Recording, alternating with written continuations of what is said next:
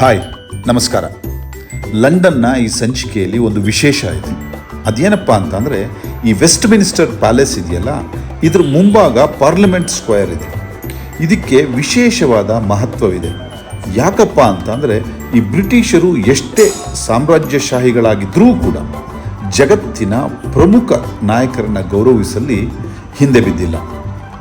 ಅದರಲ್ಲೂ ಈ big ban ಮುಂಭಾಗದ ಈ ಪಾರ್ಲಿಮೆಂಟ್ ಸ್ಕ್ವೇರ್ನಲ್ಲಿ ಬ್ರಿಟಿಷ್ ಪ್ರಧಾನಿಗಳೂ ಸೇರಿದಂತೆ ಜಗತ್ತಿನ 12 ಮಂದಿ ಪ್ರಮುಖ ನಾಯಕರ ಪ್ರತಿಮೆಗಳನ್ನು ಅನಾವರಣಗೊಳಿಸುವ ಮೂಲಕ ಈ ಪಾರ್ಲಿಮೆಂಟ್ ಸ್ಕ್ವೇರ್ಗೆ ಒಂದು ಇತಿಹಾಸ ನಿರ್ಮಾಣ ಮಾಡಲಿಕ್ಕೆ ಅವಕಾಶ ಮಾಡಿಕೊಟ್ಟಿದ್ದಾರೆ.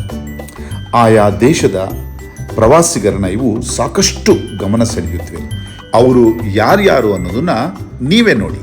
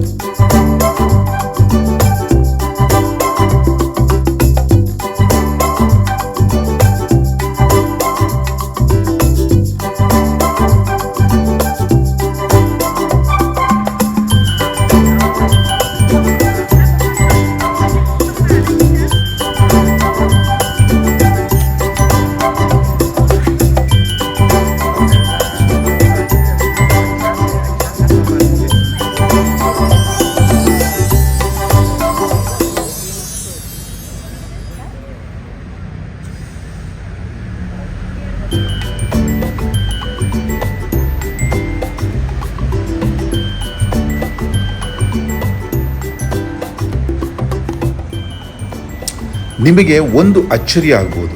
ಈ ಪ್ರತಿಮೆಗಳಲ್ಲಿ ರಷ್ಯಾದಿರ್ಬೋದು, ಅಥವಾ ಚೈನಾದಿರ್ಬೋದು, ಜರ್ಮನ್ದಿರ್ಬೋದು, ಅಥವಾ ಹಿಟ್ಲರ್ ಅಂತವ್ರು ಇರ್ಬೋದು, ಮುಸ್ಲಾನಿ ಅಂತವ್ರು ಇರ್ಬೋದು, ಯಾಕಿಲ್ಲ ಅಂತ ಹೇಳಿ.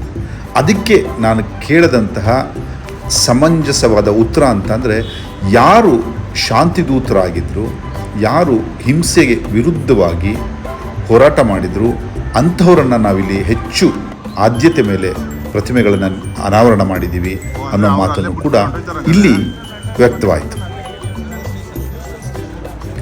ಹಾಗಾಗಿನೇ ಬ್ರಿಟಿಷ್ ಆಳ್ವಿಕೆಯಲ್ಲಿ ಹೋರಾಟ ಮಾಡಿದಂತಹ ನೆಲ್ಸನ್ ಮಂಡೇಲಾ, ಮಹಾತ್ಮ ಗಾಂಧಿ ಇಲ್ಲಿ ಅನಾವರಣಗೊಂಡಿದ್ದಾರೆ.